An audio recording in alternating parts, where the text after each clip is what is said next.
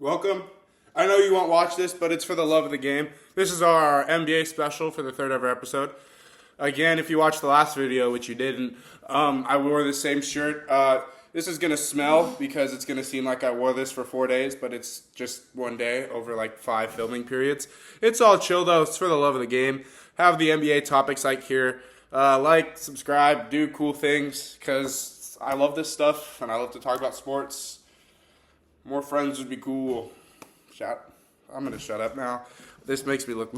This makes me look so sad. Okay, I need to learn how to edit, bro. First topic is the NBA becoming too dependent on the 3-point shot? No, the NBA is becoming too dependent on fouls and relying off of other men to save them. Average SGA shot right there. No. I feel like we've seen more mid-ranges. I feel like the good teams right now obviously can shoot the three. I mean, the Thunder have great floor spacing, but that's just a necessity. You're going to have floor spacing. But if you look at the top players in the league right now, majority of them get their points in the mid-range or from layups. I mean, Jokic, he doesn't get all his points from threes. SGA can shoot the three, but not at that high of a clip. He'd rather get free throws. Merchant. Luka shoots a very good three, but he also has a slow step. And also, I feel like the layups and the twos create the threes. So I feel like teams aren't too reliant. I mean, obviously there's Boston. That's like huck or die. And they died. But you have other squads. I don't think it's becoming too reliant. I just think people are realizing its importance at its maximum. And that the layups are setting it up, and then the threes are setting up the layups. So you can't have one or the other. You kind of have to have both. Who is the face of the NBA? This is a fantastic question. Shout out my notes. Shout out my intellect. I do this. I'm such a nerd. But the face of the NBA currently, who I believe the NBA tried making the face of the NBA, was Shea, because last year people kept making edits of him having aura, and it was like cool. But then people realize he's soft and Canadian, and those two things correlate together. I actually don't know a Canadian person that I like regularly talk to. Yeah, probably need to work on that. Not shout out Canadians, because you guys have SGA. You guys also have Drake, though. Poutine never had it. Tim Hortons, Maple Bar Donut, fire. Other than that, I mean, you guys use isn't the money you can't rip it?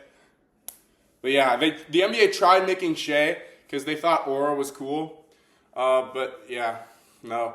But I think the face of the NBA right now, it's not LeBron, it's not Jokic because he doesn't want to be. If Jokic wanted to be, he would be. The face of the NBA is Wemby.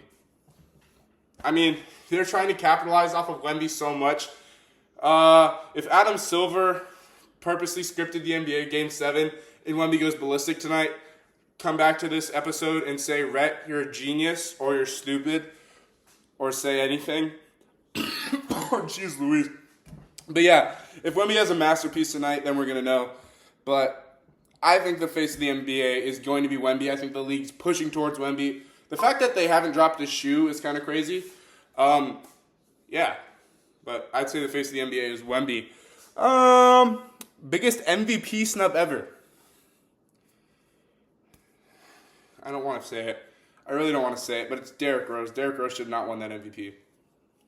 Or Steve Nash. But that's the classic case of being the best player on the best team, which was SGA last year. So I'm not going to hate on it because that's just how the NBA has been doing it since Steve Nash. So biggest MVP snub, probably Derrick Rose or Steve Nash. Shouldn't have won those MVPs. Dude, if you look back at the 2000s to the 2010s to the 2020s, there is so many, not random MVPs, but MVPs are, people that should have more. Braun should have more MVPs. Kobe should definitely have more MVPs. Yeah. Curry should have more MVPs. Unanimous, though. Him. Ibarra, as the boys say back home. Which NBA rule change would you change? Can I tell you my hottest NBA take? So have you ever been to a baseball game? You've been to a baseball game. You've been to Mariner T-Mobile Stadium. Been to their park. I went to the Royal Stadium. I went over there last week. It was fire.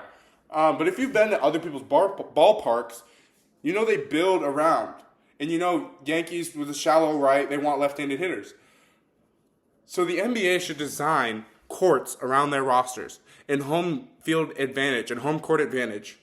Because I'm completely stealing this take. This is not my original take. But they should design their own courts around their roster or around what they think is going to be better. Like a team like the Warriors, who had Curry in their prime. Like, I'm claving it. I'm clavicularing it. I'm clavicular. That was bad. No one watches this anyway, so it's all chill. It's for the love of the game. Jeez, I need to stop coughing. I am tubby right now, out of shape. But yeah, I forgot what I was talking about.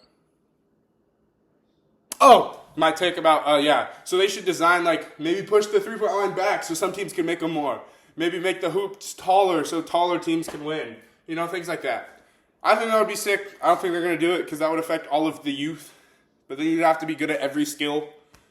Or maybe specialize in one. Maybe that would, yeah. Now that I think about it, that's a terrible take. Whoever said that, you're stupid. Episode 3. Thank you guys for watching. You didn't, but thank you for tuning in. You probably didn't. At this point in the video, I tell you to like and subscribe, but no one's here. So, yeah. Nice.